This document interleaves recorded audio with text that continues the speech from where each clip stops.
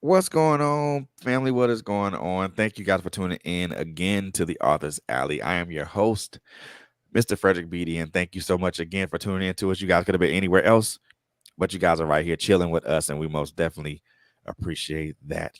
So, this particular show is sponsored, is presented by Curvy Royal and Travel and Entertainment, and also proudly sponsored by Uppity Negro Apparel. Two of my two beautiful sisters who have two wonderful brands. Most definitely want you guys to check them out. But let me just run through a couple of announcements, and then we're gonna just get right to the nitty gritty with the beautiful guest that I have in front of me, man. So, and I really want to jump into this because she's been busy, and it's been a while since we chatted. So first and foremost, guys, I want you guys to I thank you so much for following us on all our social media platforms, whether it's Facebook, whether it's Twitter, whether it is Instagram, whether it is LinkedIn, um, wherever you follow us at. We most definitely appreciate you for that. Please make sure you continue to follow us on those social media platforms, and also don't forget that this particular episode, as well as all our episodes, are also simultaneously live streamed on YouTube as well. So most definitely check us out on our YouTube channel as well. Also, we have a podcast website, guys. So if you guys are interested in going to that particular website, please and thank you. Go to www.podpage.com/Trailblazers Radio. Check out that podcast webpage. All our most recent episodes will be there. Will be there. Also, a little bit of information about who we are, what we do, and also there's also another page, the other part of that page where you can contact us for information if you guys most definitely want to do that. Also, if you are an author, if you are a entrepreneur, business person, leader, spiritual leader, community leader, whoever you are, we want to talk to you. So please, if you're interested in that, please hit us up via email at trailblazers with a Z radio at gmail.com. Once again, that is trailblazers with the Z radio at gmail.com. We will most definitely respond to your request or your inquiry within 24 hours of that inquiry, and we most definitely would like to chat with you as it pertains to your business, as it pertains to your books, as it pertains to your music, as it pertains to um, your leadership in your community, as it pertains to your leadership in your religious organization. And last but most definitely not last, but I also want to thank my beautiful host, Miss Quint Jones, Miss Coco Fenton, Miss Barbara Melvin, aka Bobby, and most definitely want to thank those guys. And also want to thank my brother. I want to just continue to keep our prayers up for my brother, Mr. Terrence Jackson, um, as he continues to recover. Um, Big prayers to you, bro. Much love to you, man. I love you. I love you with the love of God, and there ain't nothing you can do about that. We're praying for your most definitely praying for your continued recovery. So I love you, bro. And keep getting stronger every day. And last but most definitely not least, want to thank God for everything, because without Him, this particular engine does not run. So most definitely want to give thanks to God, because if it wasn't for Him, this platform would be available, and you wouldn't be able to see the beautiful person that I have on sharing the screen with me. Now that that is out of the way, my friends, oh, please like, share, comment on this particular video, on this particular episode. Please like, please share, please comment, um, ask questions. Most definitely want to do that. Make sure you're engaged. Most definitely appreciate that. Now that that is out of the way, whew, man, I swear every time I do that, I get even more long-winded each time. But now that that's out of the way, this young lady, yeah, we got a lot of catching up to do. So just to give you guys a little bit of background on how how we met. It was quite a while back, and when I Mhm. say a while back, I won't say a very long time ago, but it was quite a while. So I met this young lady. We went to, we were both authors in a I forgot what that where did we initially meet? Was it in Barnes and Noble, or was it through the conference that young lady had? The conference that the young lady had. Okay, cool. So Yeah. that's on We now were that both jogging my vendors. memory. Yeah, yeah. We were both vendors.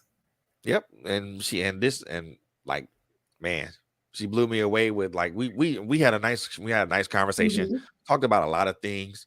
Um, knew that, she's a phenomenal writer, phenomenal Thank author, you. phenomenal person. First of all, phenomenal person. and then on top of that, a phenomenal writer. So, you know, she's been really really busy, and I want to really catch up to see what she's been busy with. So, yeah, ladies and gentlemen, I'm gonna reintroduce to those who seen her here on this particular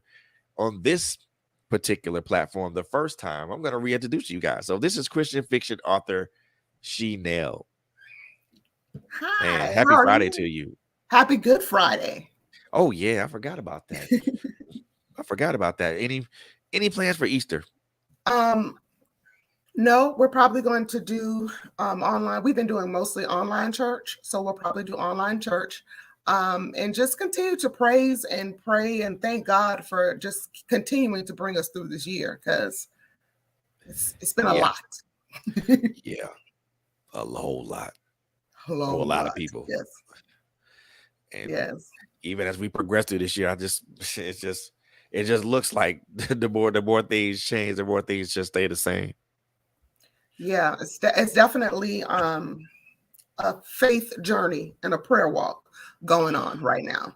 I think in Indeed. everybody's camp, not just in my own, but just holistically all around. But we have victory in Him, so that's what I'm holding on to. I'm holding on to the fact that we win in the end, and yeah, that's where my mind is. I try to stay there because anywhere else it'll just derail you and get you off task and off the program. That is true. That is so very true. So for those who don't know who you are, Mhm. why don't you give those who don't know who you are a little bit of background of who you are and what you do. Well, I write books that make you laugh, cry, fall in love, all while following Jesus. I'm a Christian fiction author. I write mostly African American Christian fiction. However, there are different races in some of the books, especially the last one that came out, and then the following one after that. So that's what I do in a nutshell. I also have ventured off. You talked about being busy. I ventured off and started a t-shirt brand called Jesus Lit, where we bring awareness to Christian fiction and Christian authors because we're out there. So just like people, they wear their coffee and books shirt. Now you can also wear a Jesus Lit shirt and tell the world about Christian fiction. Man, that is what it is. So Yeah. I mean, and I know we talked the first time we talked, we really kind of jumped that length about, you know, how Christian fiction is slowly but surely gaining traction Hmm. with a lot of readers, and again, just with the advent of what you're putting out there, um, also Miss Shantae, with Miss Yes. Shantae, what she's doing, man, for Yes. she's a phenomenal person, and especially with the book she has, and there's so many other people that we both know Mhm. collectively and individually. You know, do you feel that it's still rolling along with the traction that is beginning to gain, or do you see it kind of waning a little bit? Actually, I think it's picking up a little bit based on sales. When it don't make dollars, it don't make cent. Man, We got to have something to tithe. So, with that being said, there is a lot more traction going forward. A lot of people coming into the genre, and not only just females. A long time for a while, everything was heavily female saturated, but there's right. a good group of male authors out there too that are also coming into Christian fiction and doing very well. So, as a matter of fact, in June, I'm going to on my blog. We're going to honor Christian fiction male authors, and I'll be spotlighting some of the male authors in June. May is all about the ladies, but uh, June will be all about the guys. Oh, most definitely, most definitely. Now, even with the gain of traction and how in Christian fiction literature, do do you still feel like it's still somewhat harder to get in the doors of certain places? Um, I try to go where the readers are. So I've gone to events that have been, everybody's been there. So you have self-help, you have Christian fiction, you also have street lit, you had erotica and children's lit all in one place. And your readers find you. So it's not about, whether or not it's gonna take traction as far as am I gonna get all the books out there? It's more so the people that want you, your customer avatar, as they say, that person will find you. And more people are turning towards Christian fiction, not necessarily as the only thing they read, but as one of the things that they read along with everything else. Yeah, because I mean, I noticed I saw one of your Facebook posts a couple of weeks ago that you were here, you were right here in my hometown, and I missed that. Oh yes, yes. I was in Atlanta. I absolutely love Atlanta. I'm trying to figure out a way to move. We got some moving parts, but Atlanta, I'm coming. I'm trying to get there. So tell us a little bit about the event that you went to. So I went to the Vision Book Expo. It was wonderful. In Atlanta, I believe it was the Concourse Airport Hotel is where the event was. I got to meet Ian Joy. I got to face meet Teresa, who I've done some work with in the past as far as her, promotion in her magazine is concerned. So that was awesome. And like I said, there were people from all over the primarily African American literature diaspora. So you had your street fiction, you had your more romantic fiction. I was there with Christian fiction. You had business, and of course a lot of children's books too. So it was just great. It was great, and I absolutely loved the city. Like we walked around. We did the Martin Luther King. The Center for Justice thing. We did that. I saw the original Ebenezer Baptist Church. Um, and went to Spelman, went to Morehouse. Like it was great. I just absolutely loved being in the city. We stayed in a cute little bungalow. So yeah, we're planning to go back in June. We're going back just for fun. Just to walk around and they have so many vegan restaurants too. Oh yeah, you'll find it here. Yeah, I was so happy because here in Florida, Yeah, we're it's like you eat vegan. No one eats vegan food that looks like me. Put it that way. So it was it was great to see people that look like me also eating vegan food. man, I'm glad y'all had fun had fun being down here. But Yeah, I'm also happy for you being able to connect with more people and more yeah, readers. It's yeah, it always does my heart good when a fellow author of mine is able to connect with new readers and connect with new people, yeah, because it's it's difficult out here for an author, man. yeah. Especially Yes. one that writes in the genre that you write in, and the genre that I write in. I mean, well, I don't consider what I write a genre. I just write, but Hmm.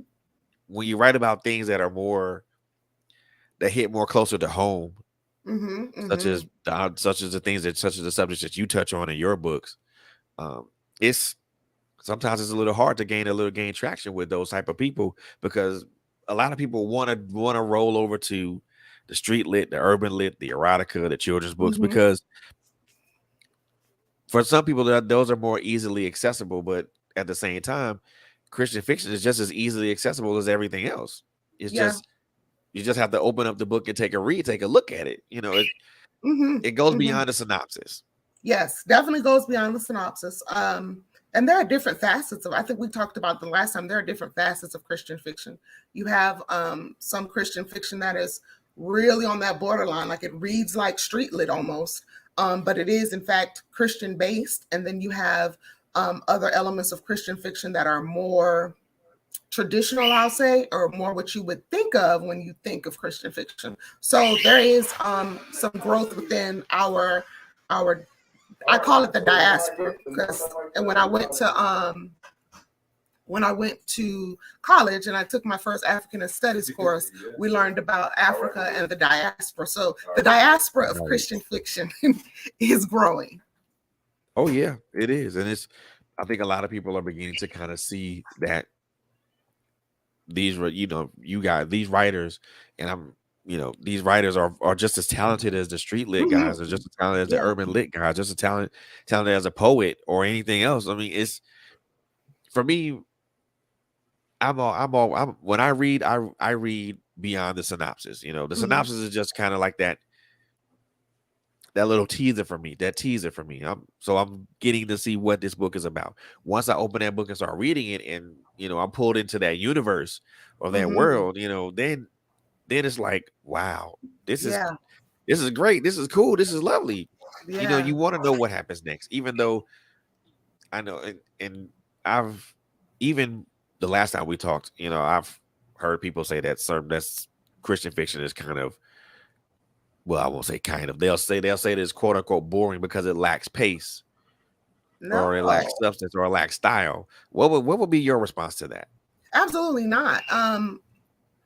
I think that it's easy to put that label on it because when we think of Christian fiction, I guess we think of church, like, sitting under the word and the pastor's preaching. And if you grew up Baptist, then you're thinking of, hot, hard pews, fans are going, that type of thing. But no, there are a lot of fast paced Christian fiction books. There's Christian fiction, thriller, suspense, romance. There are, like I said, books that lean towards the street lit lens. Um, and then there's Christian. I'm reading a Christian mystery right now, actually, and it's pacing very well. So I would say you have to give it a try. You have to, you know, give it a chance, like you said, beyond the synopsis and kind Oh of yeah, go in the pages. And Amazon has a wonderful feature. The look inside feature, you can almost read up to, I think, like my last time I checked it on one of my books, it was almost like 3 chapters that you could read before you even purchase the book. preview before you touch it. Yeah, definitely. So, you just have to find um that author that speaks to you. And from there, do like anything else, you just grow and keep going. Exactly, exactly. You know, and the one thing that I like about, you know, what we do is that we're able to, with our words and with our pen, we're able to connect people to the places and things, Yes. ideas, thought processes, and also get them to kind of change, look at things from a different perspective and maybe make a change in Hmm. their life. I know for me, that's that's the end goal for me. Yeah. To change somebody's life. One word, one paragraph, one sentence at a time. Hmm. Most people look at it, well, I'm just in it for the pay. And I know the last time we talked, you know, it was our thought processes were pretty much aligned. You Hmm. know, in the days and weeks that have passed since we last talked, is your thought process still the same, in the same vein? Definitely in the same vein as far as the motive for doing it. The motive for doing it is always to be light and salt. That's why I named the publishing company Light and Salt, to be light and salt into the earth. So that would mean to, give someone some hope, give them some, something that helps them persevere through whatever it is they go through. Definitely turning the light back on the Savior. Those motives haven't changed. Now, financially, it's a business, Of there's the course, whole other side of authorship that's called business. of Um, course. but I have a wonderful Christian mentor, and she put the money in perspective by saying, our income is the hands and feet of Christ. Our income is to, help the widows, help the poor, help those that are in need. So the more I earn, the more I can give outside Right. of, what I need to do to pay bills. So when I look at it financially in that lens, it's more palatable. It's like I'm not trying to get rich for me. I actually do want to be able to tithe, a good portion. I'm praying for it. I want a $200 tithe check.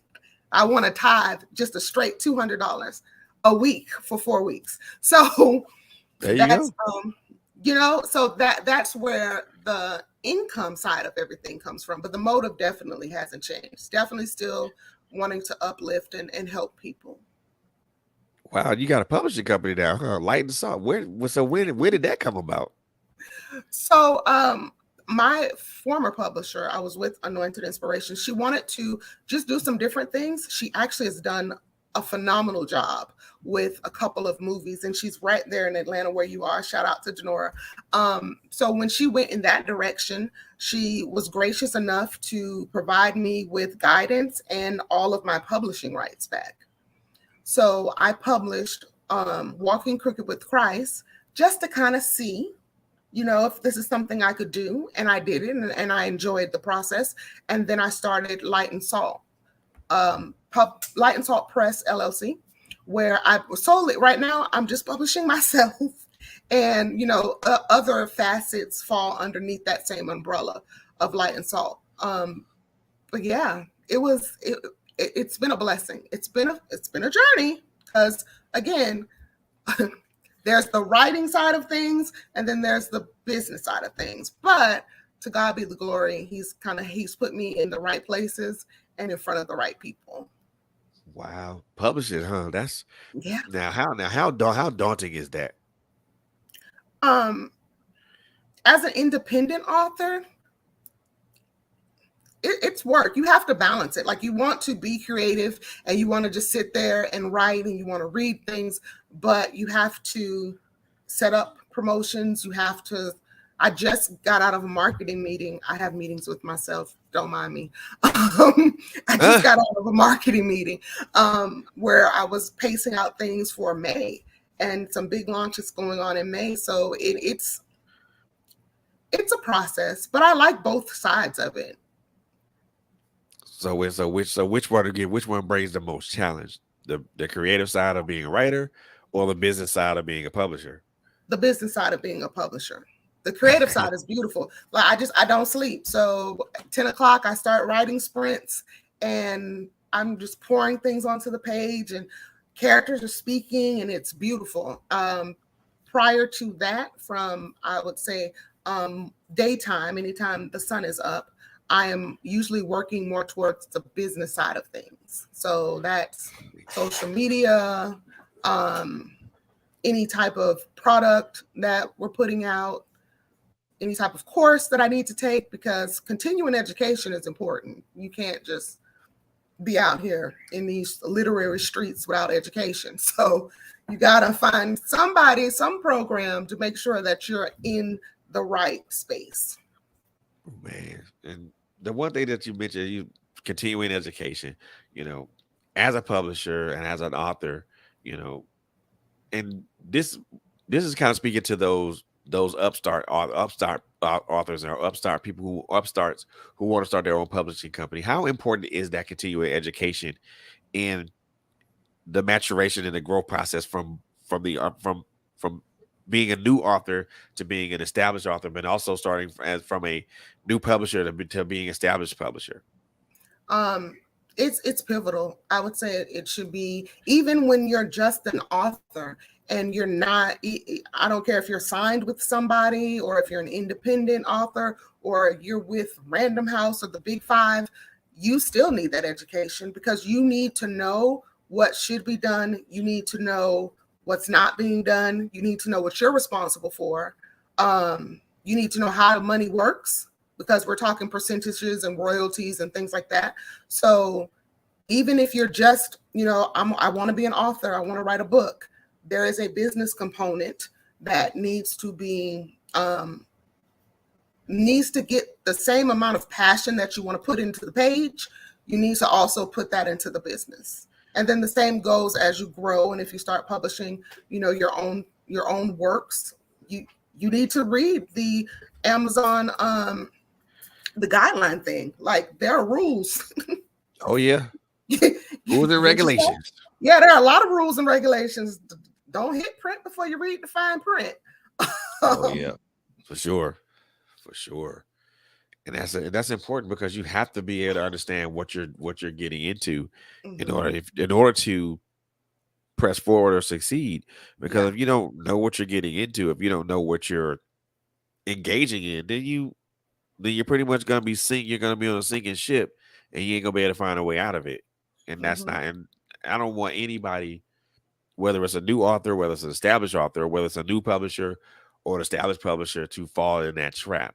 Because the one thing that you mentioned, and I will repeat it, continuing education is a pivotal part in the evolution of you being of an author and a publisher, because the more you evolve, the more you educate yourself, the better you become. The more you put knowledge behind what you're doing, the better, the more knowledgeable you become as an author, Mm-hmm. as a publisher, and you're able to disseminate that information to other upstarts and other people Mm-hmm. that are looking to try to jump into this, you know, head first. You can tell them, hey, look, don't do that. You Yeah. want to jump into this water, feet. You want to jump into this pool, feet first.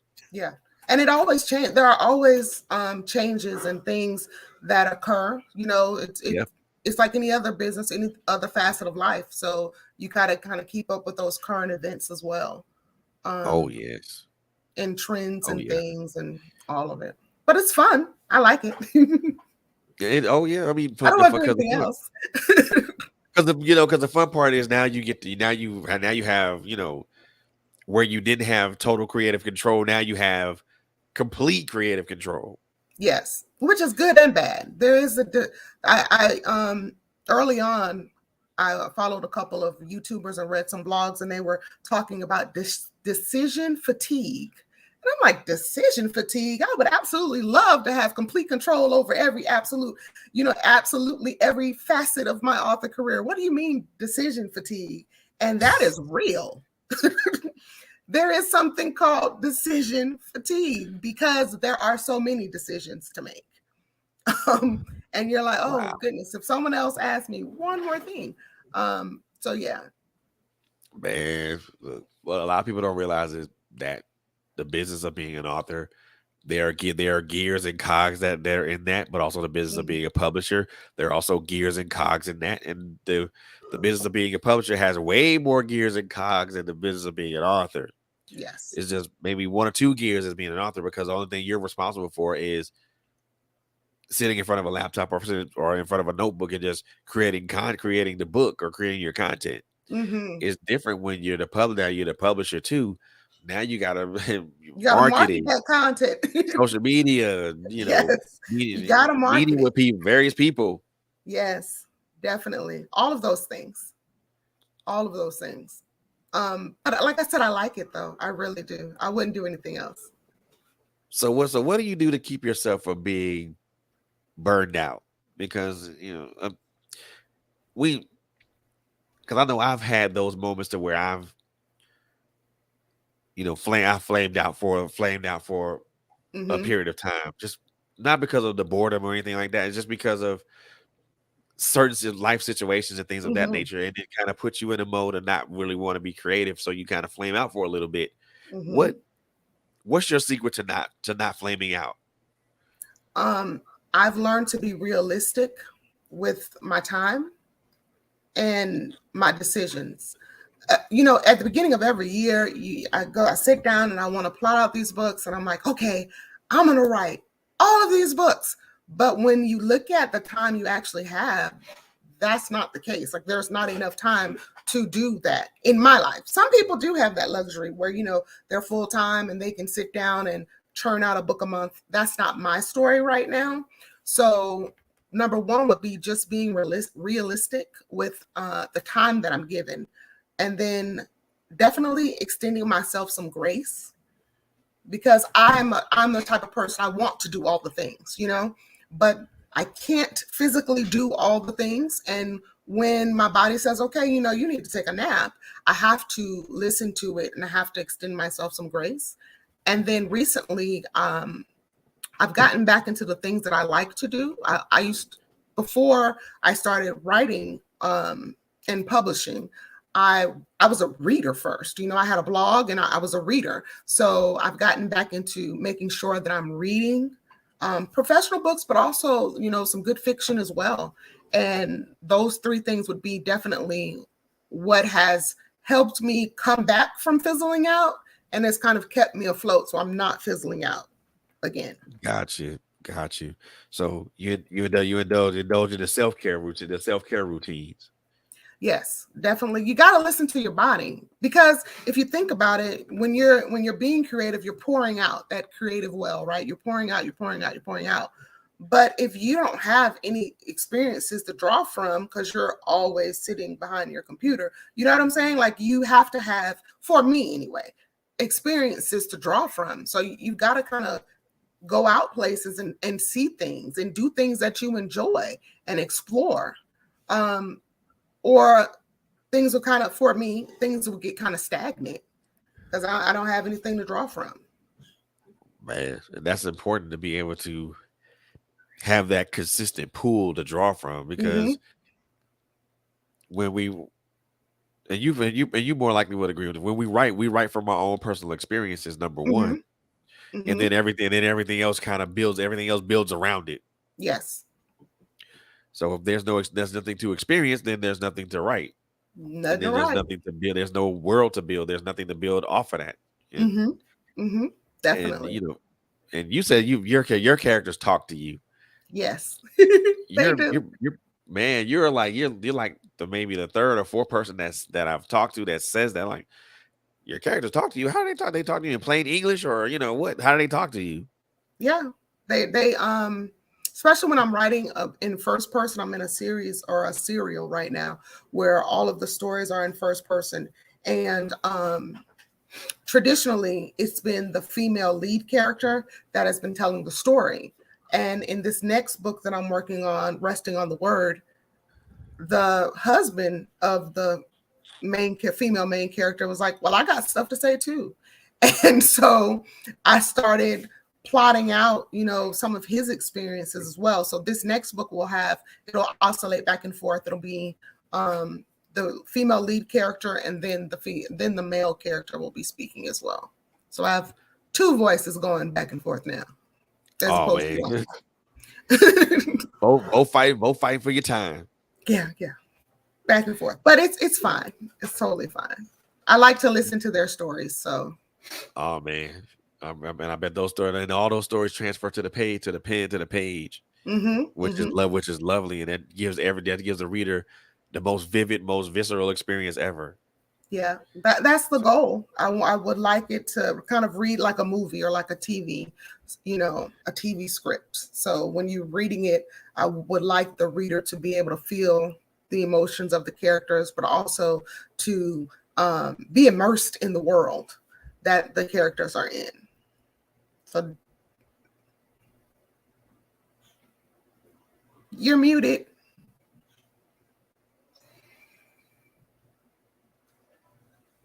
You're muted. There you go. I was muted. There. So I got to ask you this: which is more difficult to write, first person or third person? First person, because when you're writing, well, first of all, I love to write third person. My first three books were in third person. It was wonderful because it's like you're hovering over the scene and you can see everything, right? And so Right. you can just super describe everything. When you're in first person, you have to remember that you're only able to see what the main character sees. So you're So limited to that yeah, you're 180 very degree, that yeah. 180-degree view. Yep. Yep, it's limited. So you can't do. There are certain craft things that you don't want to do when and when you want to describe how the character looks. Like you don't want them to stand in front of a mirror and describe themselves. Like that's kind of boring. So you have to kind of go around things to get to those descriptions. Whereas if I'm just in third person, I can tell you, he was tall, dark, and handsome. But I can't say that if, I'm writing him and it's his story. No one goes around, I am tall, dark, and handsome. Nope. So I that would definitely be the more difficult, but it's the more personable too, because when you go back and read the book, like you're with that character. I just finished book 3 in the Living a Blessed Lie series. I have one more book to go. And in that series, the main character is telling the story, but she's actually telling the story about other people. So it was a stretch. It was definitely a learning curve to get, all of the things that needed to be on the page to make it a great short story. Right. And then the other thing is you have to have all those elements come together, Mm-hmm. especially when you're writing in the first person, because again, your viewpoint is only limited to what's in front of you, and Yes. maybe what you're able to see from your left and to your right. You Mm-hmm. know, If you want to see them something behind you, you have to completely turn around. And you can't And head hop either. That was difficult to learn, because if my main character is speaking to the girl at the store who's ringing up her groceries, and that girl has an attitude, I can't head hop and start talking about, oh, she had a rough day. How does the person, how does the main character know she had a rough day? They weren't together. So it's a skill. Like it took some time. Like I really did have to do some research before I just yeah, sat down and said, this is what I'm going to do. exactly, exactly. And I know with me, if I'm gonna write, I mean, everything that I've written is been in the third person, honestly speaking, just because for me to, and I'm like you, that's much more immersive because Mm-hmm. you have the bird's eye view and you can see everything. Yeah. But then when you look at it, and I look at it, and this is a funny analogy that I look at it. I look at it in the form of how certain video games are developed or are made. Something you Mm-hmm. have your first person games to where your viewpoint is only to the character and you're only limited to left, right, Mm-hmm. in front and maybe behind. But then you have third person, which is the camera's further away, but you're able to see a lot more things and everything's Yes. in a better view. Mm-hmm. Each one has its own benefits and it has its own Yes. takeaways from it. And some people, and I know some people use a combination of the two. And I'm like, wait a minute, how did you do that? And it made sense. I haven't mastered that yet. I have heard of people being able to blend the two, um, but I haven't been able to master that skill Me neither. because, yeah, I'm just not that good yet. I need some more continuing education. Same here. Same here. I'm like, yeah, if I do that, it won't even sound right. Yeah, I, I'm not that good yet. Me So neither. I one will one admit day that. I'll keep trying though. We'll see. Oh, Maybe one day. most definitely gonna keep trying because that's the goal. You the continuing education is to strive for you to strive to be better. That Hmm. helps you get better. A Yes. lot of people don't realize that writing is a continuous educational thing because if you're writing in a certain genre, you don't want to you want to make sure that what you're doing is interesting and is immersive and it pulls people in. Hmm. They don't want nothing Hmm. bland because people look at that and be like, I ain't reading that. I ain't reading that.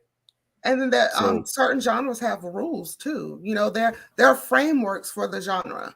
That yeah, was of course. my I wrote Her Pleasures, His Principles, and it's a romance.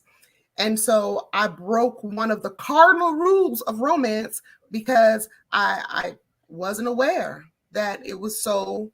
I didn't want it to be something where you picked up the book and you knew exactly what was going to happen. So I tried to spice it up a little bit, and I really Ah, ticked some readers off. I had a couple of emails and a couple of reviews where they were kind of upset because in a romance, the guy gets the girl or the girl gets the guy. And then in this ah, particular story, she does get a guy, but it's not the one that you think it is. So I broke one of those romance rules. So that's why I say it's important to continue to learn because there's framework. You can kind of color outside of the lines at times, but there's framework. And readers have expectations. If I pick up a romance, they want a happily ever after. They don't want a twist. I mean, the twist makes it interesting. I mean, I don't me personally, I don't see anything wrong with coloring outside of the lines. Definitely. I No, you personally have don't see it. yeah, no, I'm not saying that it's wrong. You definitely want to have your creative freedom. But if it's a traditional like boy meets girl, they're friends and they get together, the twist is not whether or not they get together. The twist might be that, the cousin killed the best friend or the bridesmaids are feud. You know what I'm saying? There are twists there, or there was Right. an affair, like the best man. The Yeah. twist was you knew that Lance was gonna marry old girl. The Yep. twist was that she had slept with Tay Diggs, before when they were in college. So you can still put a twist in there. The twist makes it interesting. Gotta have a little Exactly. twist. Exactly. And I mean, and I know that some certain things fall within a traditional framework, and I'm all for framework, and I'm all for things that keep things congruent and consistent. Hmm. But when I look at that part of it, sometimes consistency can get a little bit boring. Yeah, consistency not done well. Yes, it can be. It can be a Exactly. little slow. It can be. It can definitely be slow. So you have to that, and that's again back to the education side of it. That's where you have to really learn how to make sure that it's not slow or make sure that it's not boring, because pacing can really hurt a novel. Oh If the pacing yes. is really slow, readers are going to be like, "Oh my gosh, I Get to the can't." good part. Yeah. When is this part gonna be over? So, Yeah. Yeah. I think so. Who do you? So when I think of pacing, and when I think of like when I think of like pacing, I usually think of like a Tom Clancy novel or a Stephen King mhm, novel. mhm, Those a lot of those books that I read were excellently paced because it just leads you toward where it leads you toward to where you think where either an expected outcome or an unexpected outcome. mhm, You mhm. know, and when I think of pacing, I think of those guys. But when I also think of pacing, I also think of like certain graphic novels, Yes, um, from like Frank Miller and and Alan Moore and those guys. I mean, as you can tell, I'm a big comic book fan. So it's fine. when I think of pacing, I think of those Mhm, because sometimes, and I guess maybe with me, I want something that goes at a moderate pace mhm. Definitely. than a slower than a quicker or a slower pace. Now, if it's a romance, which I'm actually reading a romance and it's at a slower pace, I'm okay with that because usually that's usually the framework of how a romance novel goes at a much slower pace. It kind of quickens a little bit towards the end, but it doesn't quicken like it doesn't quicken like in a snap. Yeah. And with a lot of romance, you want to see what happened. You get to know the characters, and you want to be there with them through their experiences and their adversities, and kind of see how it all ends in the end. For me, I'm a big movie person. You mentioned comic books. We got the Marvel channel, so I I'm a very big movie person, and a lot of I look at the movie twofold. Of course, the entertainment value of it, Of but course. a movie is a version of a book. It's a screenplay, so a Right. lot of the writing and how things develop in the actual pace of the film is important as well. And I find that it's similar to when you're writing. Exactly. Exactly. Now you mentioned Marvel movies. I mean, I'm a big Marvel fan. It's just as well as a DC fan. But for me, I guess for me, when I'm looking at those movies, my first question is going to be: does it stick to the established canon? Okay. I'm I mean, trying to figure out what order it came in. well, so Because all of Marvel, they release them differently. So you've got to kind of figure out. I'm in the putting it together. Like I just so watched Thor. I don't know which one it was. It was the one where he lost his eye, and so I was like, oh, okay, that's why didn't have an eye 2 movies ago when I Thor watched. Ragnarok. Yes. So Yeah. we think so. I'll give a good example. Um, the the Iron Man series.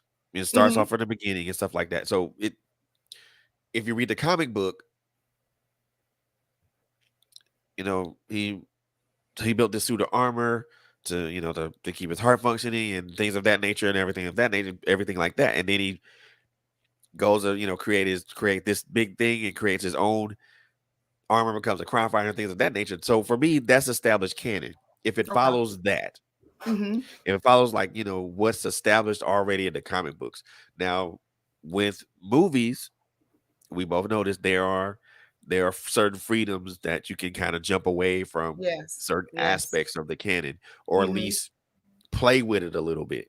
Mhm. Mhm. And I'm cool with a little. And for me, I'm cool with the play with a little bit of the play part because if you add your own flavor to it, then it kind of gives it a little bit. It jumps away from the canon, but it also doesn't stray far away from it. Mm-hmm. Now, Mm-hmm. the Marvel universe is fairly good at keeping in that. Now DC, well, I'm still trying to figure that out. Yeah, me too. Not to But say this is a mess or anything like that. It's just where where's the establishment of the your core characters here? You know, mm-hmm. is Yes, there something established as far as canon with them? Is there something established as far as like originations and stuff like that? For I me, think that's yeah, go ahead. I think that it because you mentioned the difference in the book. When you're developing when you're developing a book or a comic, it's that author and the page. Yep. And it's an assumption, but I could imagine that when you're doing the movie, it's the director, it's the producer, it's the actor. It's all of these people who see it from a different lens or a different angle, and they make wonderful movies. But I'm sure that there are liberties because when it first came out in comic book form, it was the one writer and the page.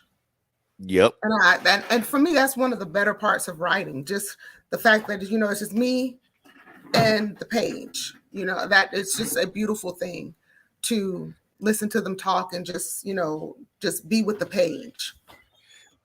I love that. Be with the page. Yeah, Be with the page. yeah. And I love that you say that your characters talk to you and they converse with you and Mm-hmm. all these ideas come around and I'm like, okay, I hear you. I hear you. Give me a second. Let me write all this down. And I love the fact that you say your characters talk to you. I think that's important that you're able to do that, you know, and it's important that, as a writer that you create well-rounded characters. I mean, Yes. how easy or how difficult is that for you to create well-rounded characters? I would hope that as I've done more books and kind of gotten deeper into the pond, that I've gotten better. Um, that's always my prayer. The readers would have to tell me, but um, Exactly. for me, I think that the process is a little different now than when I first started. When I first started, the first couple of books, they were very personal in a lot of the core things that went on. They were very personal and from my own lens. And then as I just got more experiences and the characters started kind of taking over a little bit more, then the characters had their own personalities and their own worlds, and it was less of me and kind of more of them with the last couple of books, especially the last series that I'm in, Living a Blessed Lie. Like that's those group of friends. That's Wow, not I like that. that's not an adaptation of me and my sorority sisters. No, that's like a separate group of friends and the things that they go through. Wow, and I like that you said that because it is. I know for me, it is.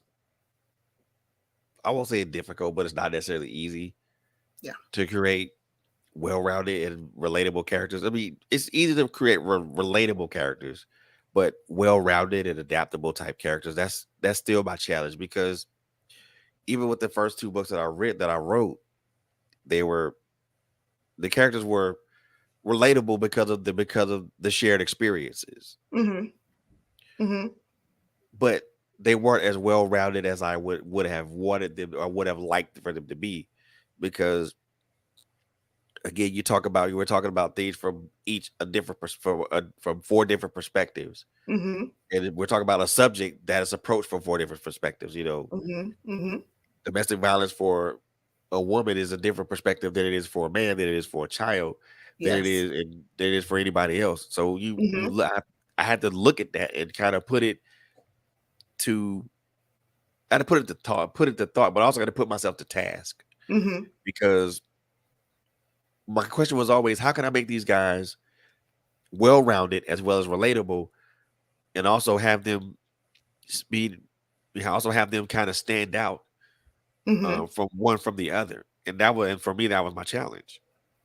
Yes. It's a process for me. with the Living the Blessed Lies series, it was there. So Living a Blessed Lies is a series of short stories. And I wanted them to be short stories. I did not want a full length novel about what was going on in these people's lives. It was more like a something I did after a longer book. I just wanted to Got tell a you. story. So by it being short stories, the struggle was to give the reader the experience of the character and enough information, but also keep it under 10,000 words. Um, Ooh, that's a challenge. yeah, it was. It definitely is a challenge. I have one more book to go in the series, book 4. Book 3 just came out, and book 4 is the last one. Ooh, under 10,000 words. Ooh, that Yeah, is a challenge and a half. I mean, yeah. and I guess you don't want to either, you don't want to be less descriptive or too descriptive. So you Mm-hmm. kind of find that middle ground to play in. Mm-hmm. Mm-hmm. Yes. And then in Ooh, that one, also, that's one of the ones where um, the story is told from the main character's perspective. Her name is Tiffany. And the first 3 books, she was telling someone else's story. Like we were finding out the person's life, for lack of a better word, as the book developed. So in the 4th book, we'll deal with her mess because she got problems too. She walking around talking like she got problems on she got that her own whole. set of problems. Yeah, she got her own set of problems. So we'll be Oh man, working on that after a couple of projects. that's what's up. That's what's up. And I know for me, emotion plays a huge impact Mm-hmm. on what I write and the the messages or the things that I want to convey, Mm-hmm. especially when I'm using conversation to push forth a point, Mm-hmm. especially when it comes to the characters that I've written, that I've created. I always want to use their conversation to push forth the emotional responses and not use any Mm-hmm. descriptive words to convey that. I want Mm-hmm. what they talk about to bring about that emotion. How how important is it for you to bring emotion into not the, in the character, bring emotion into the characters that you write, but also have those characters project that emotion to the reader so that their reader will be able to kind of relate or feel the same thing that they're feeling, whether it's anger or sadness or anything. Um, you mentioned how you want the character to the dialogue, so you want it to push through the dialogue. I think that's very important. It's a dance. It's a really a sometimes it's a tango, sometimes it's a waltz. It's really a dance because it's a balance of the emotion in the dialogue and then also the tag that goes along with the dialogue. Right. There's a difference between um, shut the door, she said, and shut the door, she groaned. Like, oh, whoa, she's Exactly. groaning. What's going on? Why is she What's groaning? going on with her? Yeah, what's going on? So it's definitely a balance. It's a dance, and that kind of goes to pacing too. Because if it's fast paced, then there are a certain set of dialogue tags that you might want to use, and if it's a slower pace and it's something steamy, there are a couple of other dialogue tags, and you have to balance it though. Everything can't be a dialogue tag. It can't all be immersive. Right. It has to be a balance. So that's why I say it's a dance. It's definitely a dance. I know what you said. Sometimes it's a waltz, and sometimes it's something else. But then sometimes when it comes with me, it becomes a break dance. I'm like, Yeah, it is we something that's pop totally blocking. unintended. Yes, we be pop blocking. Yeah, I'm like, don't let I don't me. know. I know when I wrote my second book, and I guess the dialogue between the daughter and the father, and I wanted to go one way because I wanted to kind of be like a salsa or or Mm-hmm. a little a much more slower pace salsa because the conversation was between daughter and father. It ended Mm-hmm. up being a break dance. Yeah, I get Like, it. Yeah, definitely. And that's where when we were talking about the character speaking, so I plot a book out with some kind of key highlight points, but the characters definitely have the abilities, like you said, to change it. You were writing, a nice little salsa, and they were like, "No, we want to where's break the? dance. Yeah, we want to break dance. Where's the boombox? Put the cardboard on the Where's ground. the cardboard? Where's the cardboard? Let's You get got it." your Shell to Adidas on? Come on, let's Yes, go. absolutely And love those Adidas too. me too. And I'm like, and Those were my favorite. I was like, where? And I was like, when I read it at the end, like, that went somewhere where I totally did not intend it to go. Hmm. But at the same time, after I read it, like, well, that works Yeah. because now it just kind of intensive because in my eyes it intensified the frustration and the level Hmm. of anger that she was feeling towards her father. I'm like, because I wanted to be more of a calm conversation where Hmm. there may be some heated words, but they're not said in an aggressive manner. But all of a Yeah. sudden, like, well, geez, that turned out to be a breakdance. Okay, Yeah. boombox and then everything. When I read it, I'm like, Cardboard. okay, I like this. Let me take off my big gold chain so I can do my Exactly, windmill. exactly. I'm like, okay, I like that. I like that. I like Yeah. that. And it's important. You like you said, it's important to pace. It's important to, you know, put your dialogue tags there, but it's also important and you mentioned it. It's also important for the reader to kind of catch the hint Yes. Yes. because someone can say something like you mentioned the example, like, and because I know for me, if someone said she grown, I'm like, oh hell, something's either Okay. something's wrong or something's about to go down. Yeah. What's going on? Why is she groaning? She feel okay? What's going on? Um. Exactly. Yeah. I'm buckling myself up because something's happening after that. Mhm. Mhm. Mhm. Now Definitely. now I'm gonna call I'm gonna I guess I'm gonna be call myself old school because I am.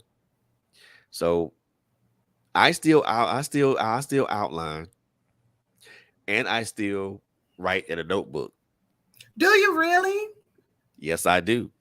Oh, I have notebooks like I do. Here's one because I always have them with me. So I have little notebooks, but it's where I like outline and plot and write ideas down and write scene things down, and I type.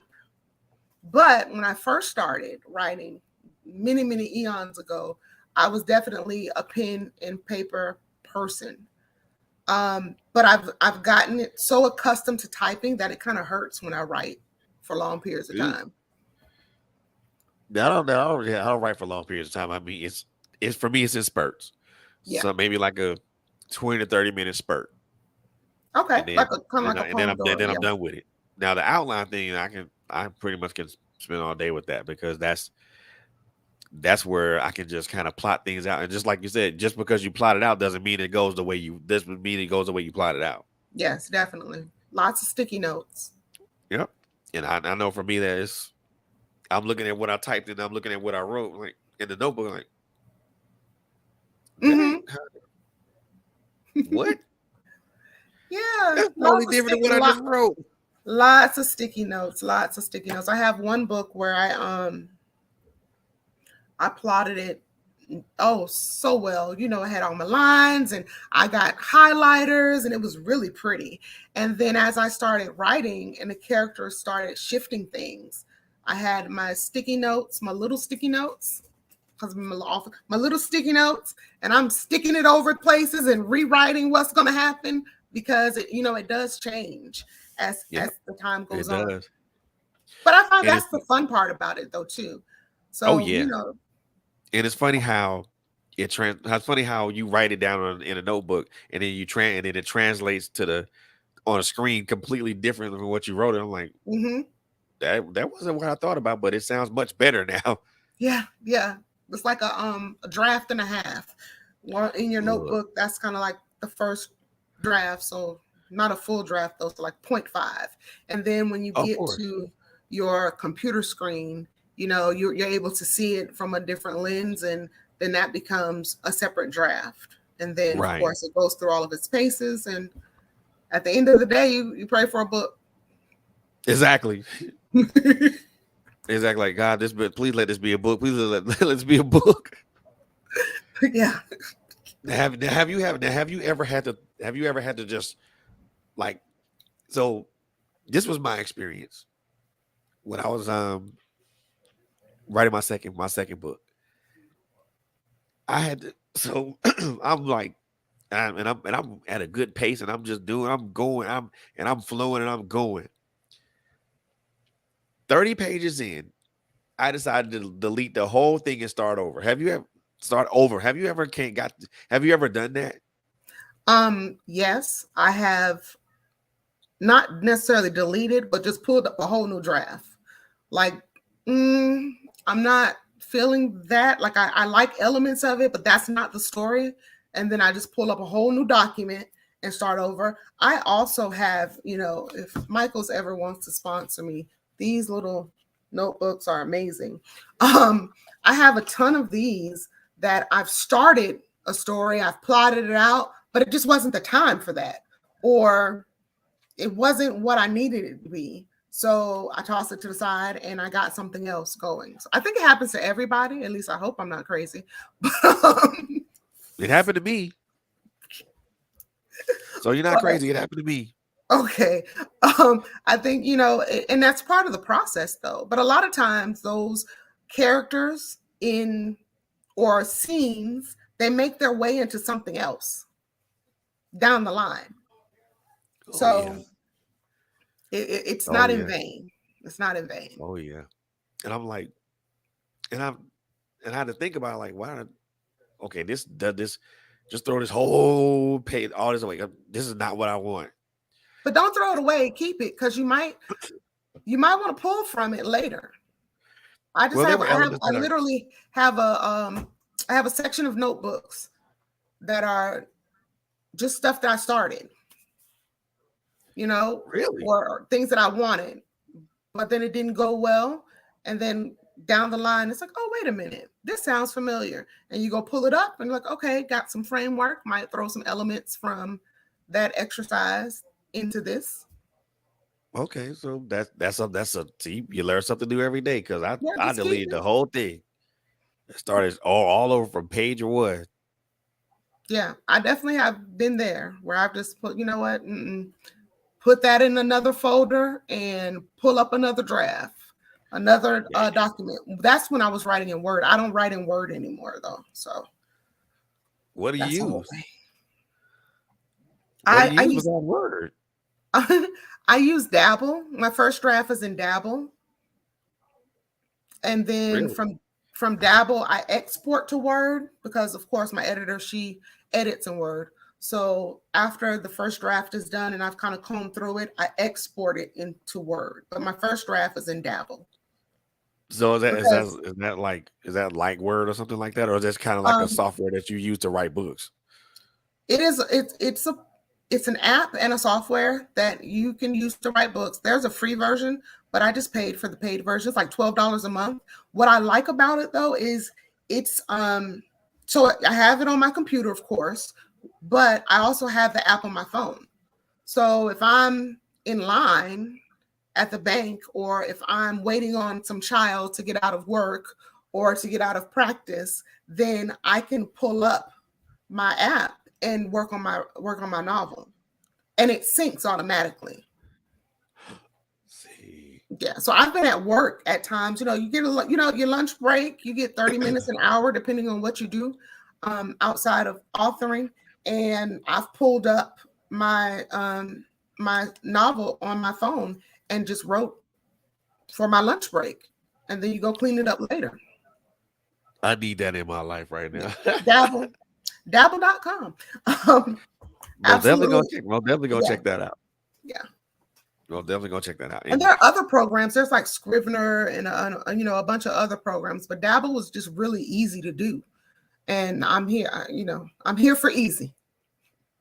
look, I like easy too. Yeah. And then this is something for like for writers. I mean, you say and the tools that it has are, are they really easy? Is it really user friendly? Oh my goodness, yes. It's very user friendly. You set up your I set up my manuscript, and then you can actually chunk out your chapters. They have a goals feature where you can say, okay, I want to finish this novel by this date. And it'll tell you how many words you need to write a day. It'll keep count of all your words that you're writing. If you hit your goal for the day, the screen lights up and you have confetti and it says congratulations. Oh wow. Yeah, it's a real cool program. It's a That's very what's cool up. I like program. that. Hmm. Most definitely gonna look into that right there. Most definitely gonna look into that. So what? So let's see. So what does She Nell have going on right now? What are we looking at? What are we looking at, or what are we looking forward to as far as releases for her? Okay, so Living a Blessed Life 3 just came out last week on the 8th. Um, we're definitely promoting that. There's the t-shirt brand Jesus Lit, and then also in the month of May, I have a new product that I'm launching. I'm launching a set of prayer journals, and so every week in May, a book will be released. Oh wow. Okay. Yeah. Cool. So Cool. we're Cool. doing so we'll have the t-shirts, we'll have prayer journals, and then of course the fiction will still keep coming. Like I said, I'm working on Jade's story, which is resting in his word, resting on the word. Okay, that's what's up. That's what's up. Now, any full length novels going Yeah, coming out for you? definitely. Resting on the word is the full-length novel. And I will finish that before I finish Living a Blessed Life 4. So because that's the short story. So I'm in the long Gotcha. story right now, and then the prayer journals, which um I like journals. So I figured I got a lick on how to do it, and we'll be coming out with some journals. There you go. That's what's up. I Yeah. like that. But I like how you paced yourself though. You know, big book, big book, short Yes. story, big book, short story, big book, Hmm. journals, short story. I like how you pace yourself. You and that's and I know that's intentional. Yes. Very intentional. The short story came out of just wanting to not do a whole novel, but not want to stop writing. So that's where the There short you go. story kind of developed from. And then the journals, while I was waiting for the characters to kind of completely download the whole story, I had an opportunity to sit through a class and was like, okay, wait a minute. I like this. I absolutely love journals. I have 1,000 of them. So why not make some and There you and go. sell That's them? what's up. I Yep. love that. And now you got the t-shirt business going on. I Yes. mean, Yes. You got wow. got to diversify. Got to diversify the many streams, many streams. So So do you now let me so I gotta ask you because I do want to buy t-shirts. So you have any t-shirts available? I mean, yes, is there a yes, website? definitely. The easiest way to get to the t-shirts is to go to my direct me link. So it's direct.me/author Chanel. And then when that pulls up, you'll see the newsletter, you'll see Jesus Lit, that's the merch brand. And you'll see social media, everything is on that one link. It's kind of like a link tree. You said And then, you said direct.net, yeah, direct me. Mm-hmm. directme.net, No, direct.me or forward direct.me. slash, yeah, direct.me forward slash author Chanel, all one word. And Ooh, yes. then when it pops up, the shirt link is there. You get a free book if you buy a shirt. Ooh, Yeah, get a okay, free y'all book heard if you that. buy a shirt. Yeah, Y'all heard that. free Buy ebook, a shirt, get a free book. free ebook with every purchase. Um, and an opportunity to join the newsletter, but you don't have to join the newsletter if you don't want to. But you still get the book without joining the newsletter. And you get your shirt. And I actually just added some collection. I added to the collection. I have the Bella Lady tee, which is kind of a slim fit. Then I have the regular unisex tee and a unisex V-neck. Ooh, man. See, you Yeah. look at you. T-shirts, books, journals. Look at here. I want to be like you when I grow up. I just want to, I want to be full time. The goal is to make this my last year teaching public school and just diving in full time. So I'm also thinking about doing a clubhouse show, kind of like this. So I'll be tapping you for a guest appearance. um, yeah, Already. yeah, I'm thinking about doing that as well, just to just be immersed in it and to enjoy it. Life is so short, and I just really want to enjoy it to the full. It. Let me tell you, yes, it is way too short to not enjoy this and not enjoy this Yes, thing. yes, And people, a lot of people are so concerned about what's going to happen tomorrow. Dude, tomorrow's not even promised to you, so why would you worry about that? How about you live present in the moment of today? yes, yes. And with the thing, we're not saying its name, the thing.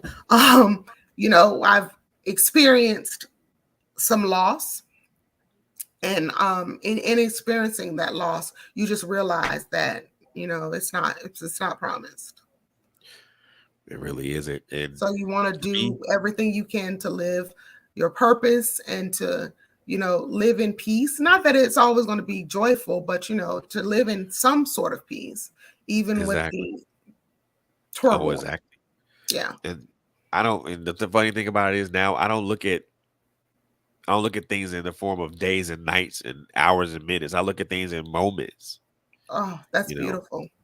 the moment. Okay, so I have this one moment that I can spend with my girlfriend, and we can have a wonderful time Mm-hmm.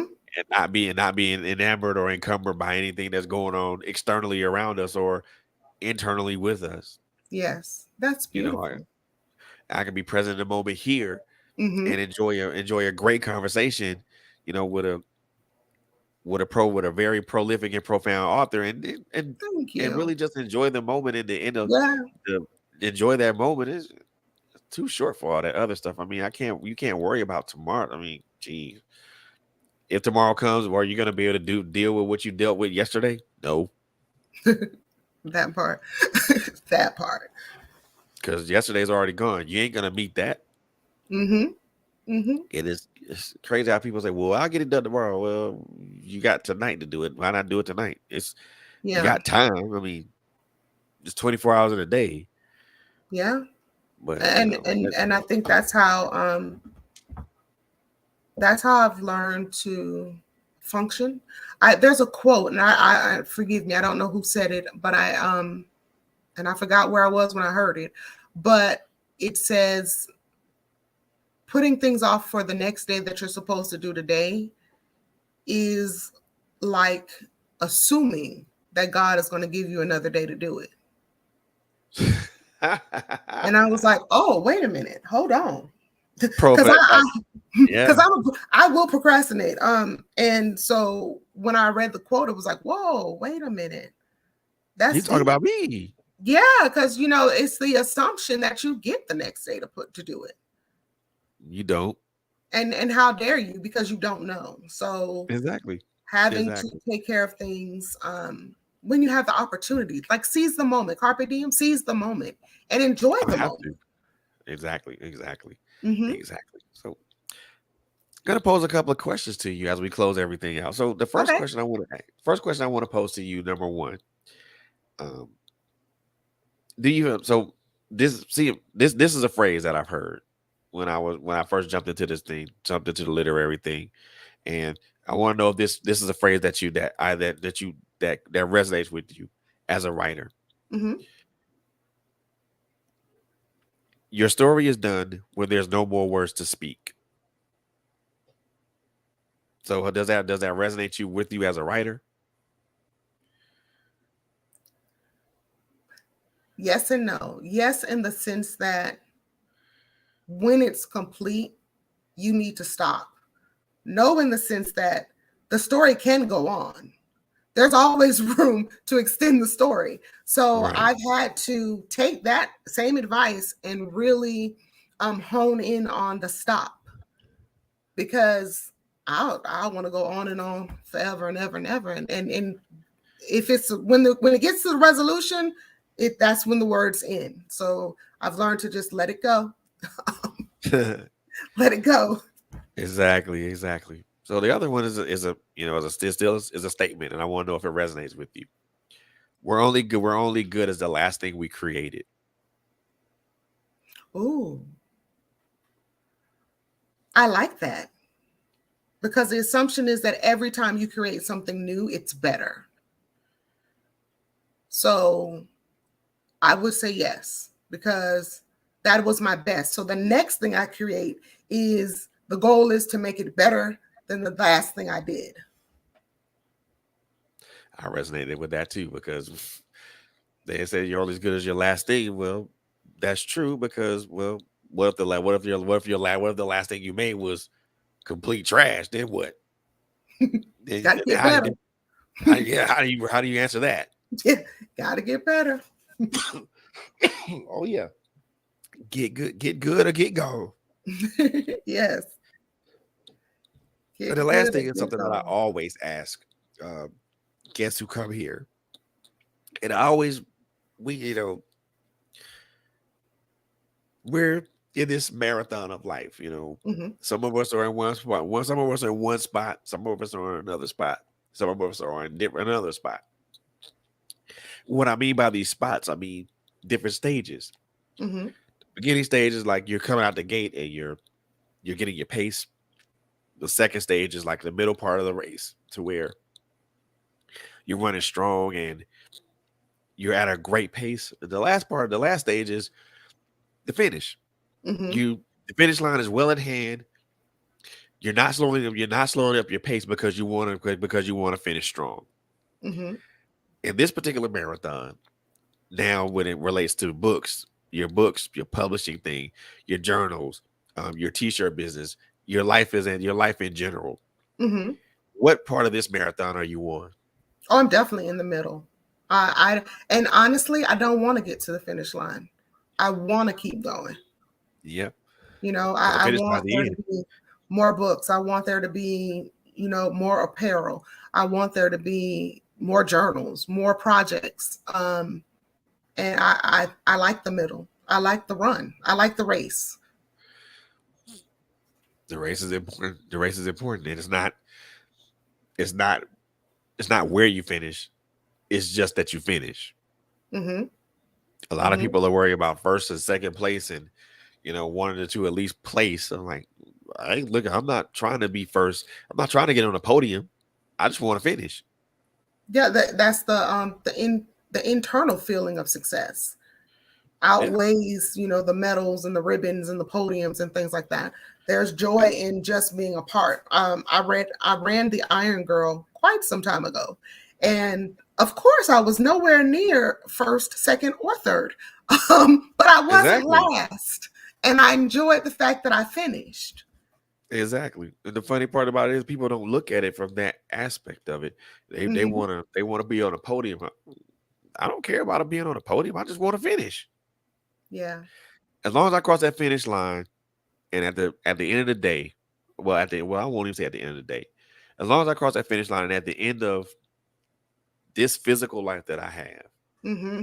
if I can if I can go to God and Jesus say and they tell me, "Well done, my good and faithful Yes, servant," that is my that's finish. it. Yep, That that is the end goal definitely. to run in this particular race. I just want to be able to Hmm. finish in that and be congratulated on running a good race. Yes, that is the goal. The well done. Exactly. I mean, no, you're gonna run a bad race, but as long as you finish the race, Hmm. I just don't understand why people will want to be first, second, or third. Those are just places. And those are Those are temporary spots too.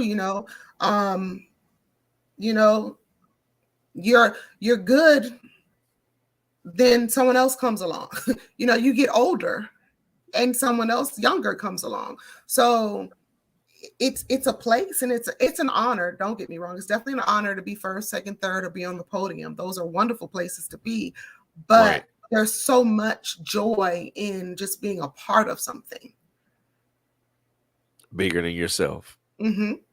and I like that, and I think with that, that's for me. That is the kind of like the main purpose of it all to be a part of something that's much bigger than me, Hmm. because if I'm in something that's bigger than me, I'm probably going to be a small cog in that very large engine. but I'm just Hmm. as important as the bigger cogs and Yes. the bigger parts. Yes, definitely. Definitely. I like that. I really do. A lot of people that I ask about that, they answer like either in the beginning or towards the middle, and it Hmm. really speaks to a lot of where everybody is, where a lot of people that I talk to are. You know, Hmm. they're running there and they don't want to stop running. They don't want to get to the end because they know if they get to the end, that's it. Yes. No, I definitely don't. I want to be able to run. But with everything, different seasons in life, I'm a teacher by trade, and I'm at the end of that. Oh yeah, of course. I'm at the end of that. I'm finishing. But as far as my writing career, I'm definitely in the middle, and love in the middle. Sometimes you gotta love the middle to appreciate the end. Mm-hmm. Mm-hmm. That's good. That's right. That's a I mean, quote. even you, You have to put that on a shirt, Fred. sometimes you gotta let them able to appreciate the end to appreciate. Oh, hey, you know what? Freely given. Go by all means. Go ahead. I would, I would not mind at all. I would be honored if you. I would be honored if that was put on a shirt.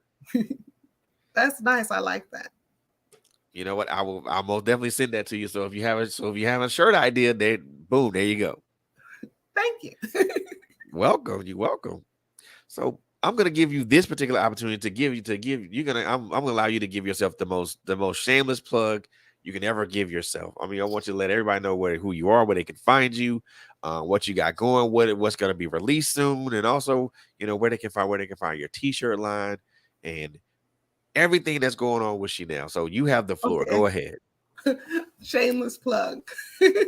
um, if you are looking for some Christian fiction, some African American Christian fiction, some drama, but you want to make sure that you are spiritually sound as well, you want to be entertained and edified, definitely come holla at your girl. I am the author, She Nell, author of the No Love Like God's Love series, as well as the Living the Blessed Lives series, and a whole bunch of standalones in between. The easiest way, or one of the many ways to find me, is to either go on my website, channelinc.com, or my direct me link, direct.me/author Chanel, and everything will pull up. There in either site, you will find the t-shirts, Jesus Lit is the brand. You will find the books, you will find blog posts, and soon to come in the month of May, you will also find journals, as we will release the Grace Collection. Ooh, the Grace Collection. My Yes. goodness. Looking forward to that, man. Looking very forward to that. So, ladies and gentlemen, boys and girls, friends and countrymen, hey, look, if y'all don't know who this lady is now, I'm gonna have to let you guys know you better know who she is now. You Oh, know, this lady right here is a very talented and prolific author. She's now author, now publisher, entrepreneur with her own t-shirt line, and then she's got journals coming out, y'all. Come on, man. I need y'all to tap in. I really do need y'all to tap in. Check he's her out on her website at ChanelInc.com. mm-hmm, Also go to her direct me page as well. Um, that is where her shirts Jesus Lit is, and mm-hmm. that's where you can find those shirts. And oh, like she said earlier, buy a shirt, you get a free book. Buy a So shirt, and it comes with a free you book. can't beat that. You can't beat that deal, y'all. But you get a shirt, get a t-shirt, get a free book with it. Come on. Mm-hmm. Can't beat that. Cannot beat that. And then she got some stuff coming out, man. Make sure you guys tap in for that. And oh my God. Definitely, I'm definitely. first of all, I'm looking forward to, now is book 4 going to be the conclusion of the Living and Blessed Life series? Yes, book 4 is the conclusion of the Living the Blessed Life series.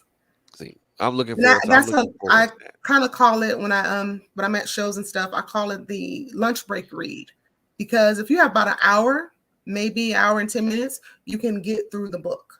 It's a true short story. So book 4 will be out probably by like the fall. I got a couple of things brewing, so probably like the fall, end of summer, beginning of fall, possibly.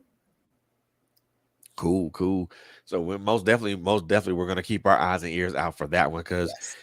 look, y'all, this lady right here, when I tell you, when we met and we had our conversations, during that event, and That was she fun. was, it was a fun event, and it was she was so very encouraging to me because as I noticed, and this is a true story this is a true story, and this is something I never really truly thanked you for the encouragement that you gave to me, but I want to personally thank you now. And so Oh, I just want to say, during that event, I noticed that everybody was gravitating towards everybody else but me, and I'm like the lone guy, the guy that's the culture in the petri dish, and that's how I was feeling. I feel like, okay, well, maybe they wrote this for the wrong reasons and things of that nature.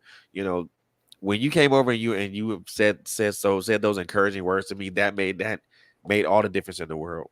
And I oh. want to say, and I want to personally say thank you. I never got the chance to say that to you because everybody was in a rush to leave, and It was a long everybody event, was so much in wasn't a rush to it? leave and go, and I never really got the chance to tell you thank you. Oh. And so I want to personally say thank you for those encouraging words because it meant a lot for me, and it also was the driving force for me to continue writing. Oh, Fred, that's so sweet. Well, you're most welcome. And I want to take the time to thank you for always supporting, always liking and sharing, and, sharing your platform and allowing me to speak to your audience. That means the world to me. So thank you as well. Look, anytime you want to come around, hey, doors open. I You appreciate know, it. come on in. It's these moments right now. You know, as we conclude, I mean, it's these moments, and I just want to just throw this out here. You know, kind of a little off topic, but it's on my heart and on my spirit to say. It's moments like these that we have to be very cognizant of Hmm. the people that we share our worlds with. Our innermost worlds with. You Hmm. know, it's important to surround yourself with people that will support you, Hmm. um, irrespective of whether it's good, bad, or indifferent. Hmm. And it's important to be surrounded by the right people. Hmm. Sometimes we can surround ourselves with the wrong people, and a lot of things that we endeavor to do turn out to be either half-assed or just not done Hmm. properly. The Hmm. right people and the right support system will always hold you accountable to the things that you do. Definitely. They will Definitely. always say, "Hey, get up, dust off. Let's come on. Yeah. Let's do this. Don't don't Yeah. don't give up now." The right people will always say, "Look, I know it looks ugly. I know it looks bad, but trust and believe in your talents and trust and believe in your abilities." Hmm. The right people will always tell you the truth. They won't Yes. give you a song and dance. They won't lie. They won't sit up there and be like, "Well, hey, you're doing a great job." No, the right people will say, "Look, sis, bruh, Hmm. um, uh-uh, Yeah. And they'll let's go do it in someplace else." love too. Yeah. Yeah. Yeah. That's beautiful. They won't tear you. They'll be constructive. They'll give constructive criticism, but that constructive criticism will be out of love and respect Hmm. and deference for you as an Hmm. individual, and not because they just want to they just want to have something to say to you or criticize you for no reason. The right Hmm. people will always say, well, when they always criticize you, it's gonna be it's gonna be out of love, but it's also gonna be pointing out what you're doing right, what you're doing wrong, and also what you're doing correctly. You know, Yes. the right person, the right people will correct you. Yes. And we as entrepreneurs and authors and musicians and leaders, in whatever respective thing that you're a leader in, we have to be we have to be in tune and be able to be corrected. Yes. A lot of us don't want correction. A lot of us want correction, but we don't want to be corrected. And Hmm. that's not, Hmm. and for me, when you look at it in that aspect, that's not good. No, you got to be coachable. You got Yeah. to be coachable. You can't say put me in the game, coach, and you ain't looked at the game plan. Yes. You ain't been to no practices, but here you go. Yep. But you want to be what you want to be put what you want to be put in the game at crunch time, and Mm-hmm. you have no idea of what's going on, and you don't even Mm-hmm. know the situation. Yeah.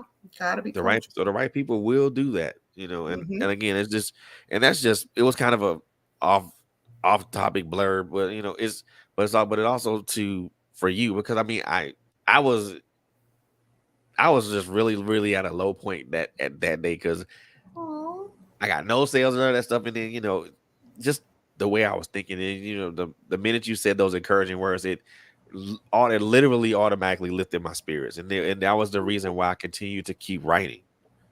that's amazing. Wow. Well, praise And God. That's amazing. Thank you for sharing you're that with welcome. me. And those are the type of people that you want to keep close to you.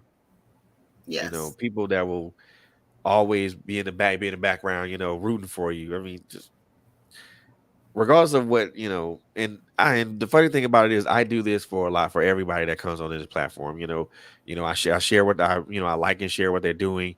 Mm-hmm. If it's something that I feel that's really relevant that I can really just push out there, I will push it out there as much as I Mm-hmm. can. um Mm-hmm.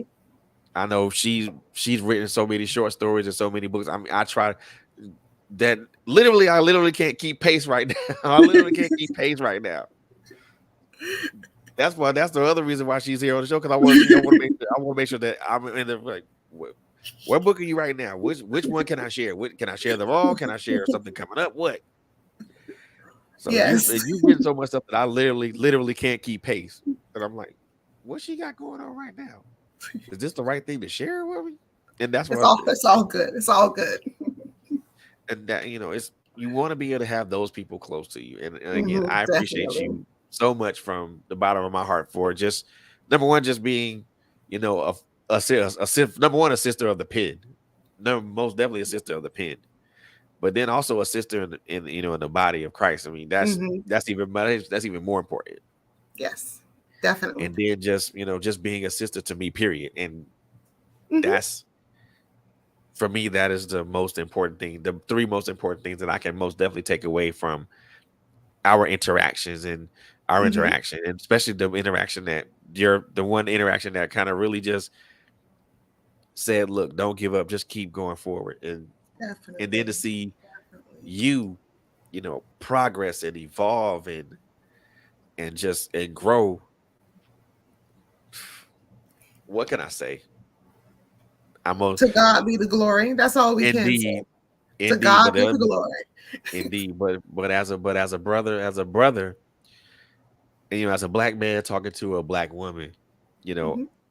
I can say with all honesty that I'm proud of you. Thank you. you Oh, know, and and I can most definitely say I'm proud of you, and I'm most definitely gonna encourage you to keep going.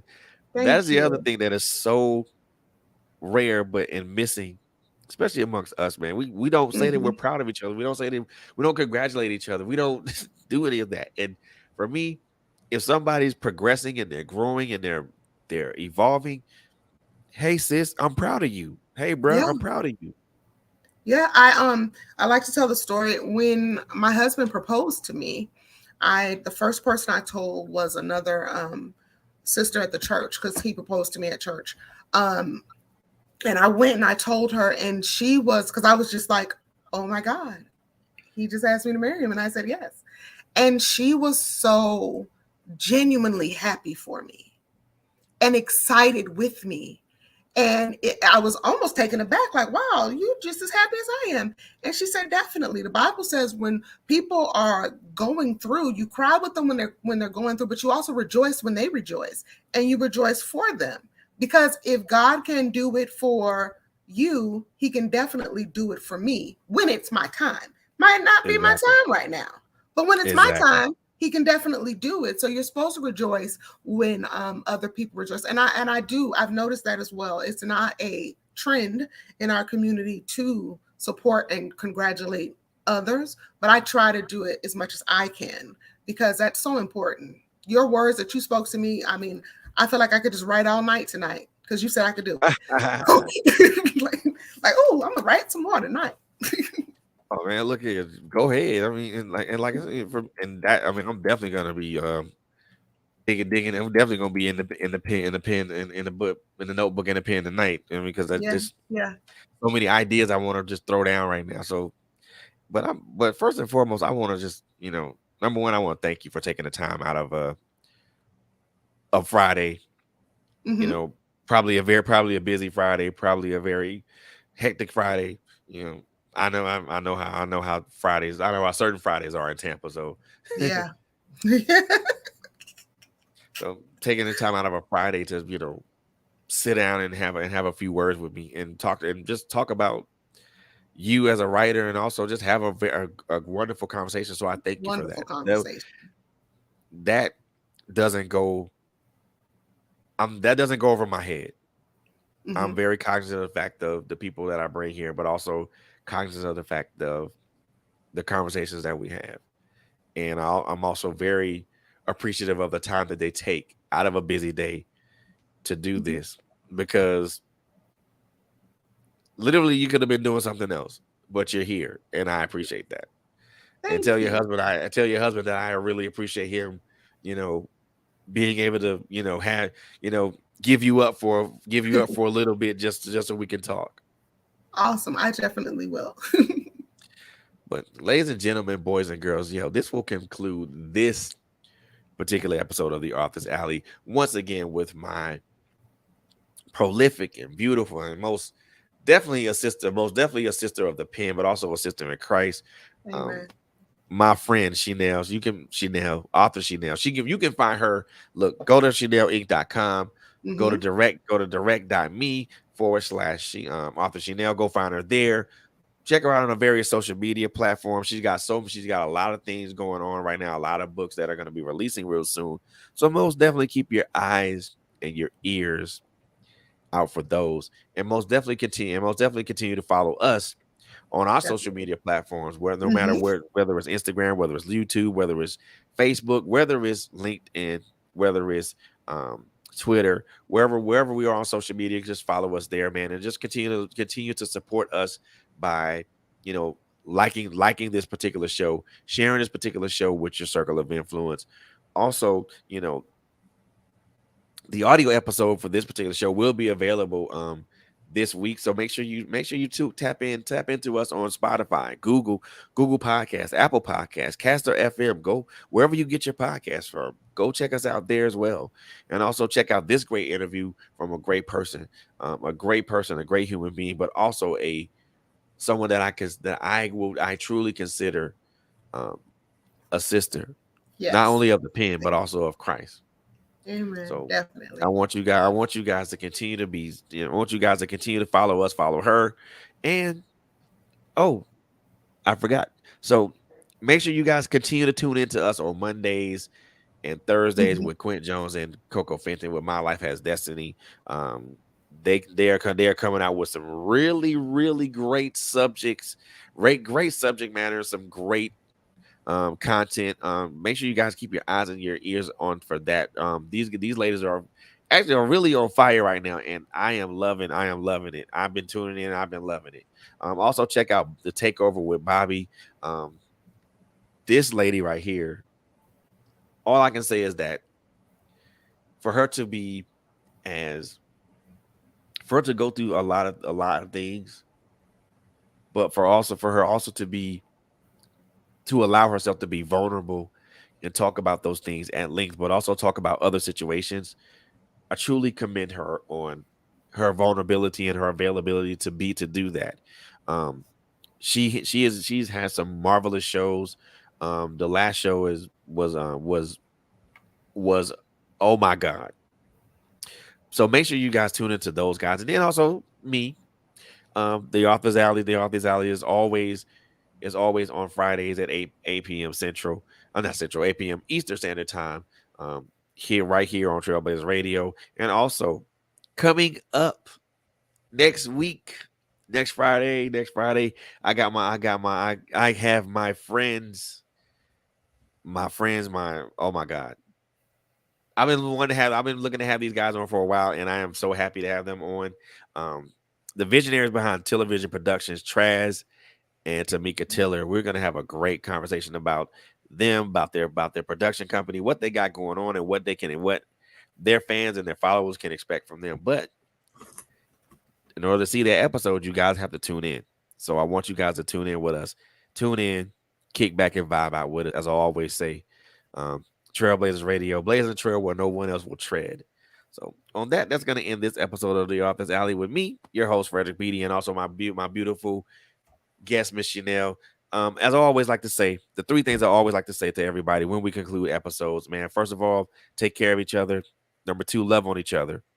Number three, it is a crazy, crazy, tumultuous, and hectic world out here. So above all things, please, please, please, please, please, please be safe and be sound.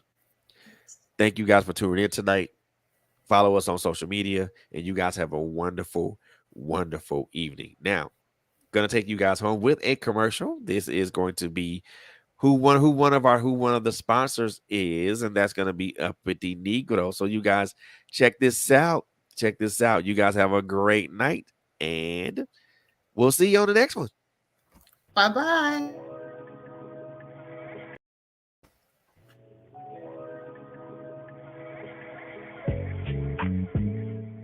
We're living in a different time. Isn't that what the old folks say? Well, I beg to differ. Because there really is nothing new under the sun. We used to think that this generation was stronger than that of my parents. But after learning where and whom we come from, I realized that this was a false narrative. They fought, bled, and died for the liberties that we take advantage of today. So I changed my mind. We are our grandparents. We are our parents. This is where the idea for Uppity Negro apparel and accessories comes from. We are the Uppity Negroes that defy boundaries, broke chains, climbed mountains, and crossed valleys of hatred, bigotry, illiteracy, and oppression. The statement is simple. The cause is never ending. The sound, loud. Say it with me, kindred. I am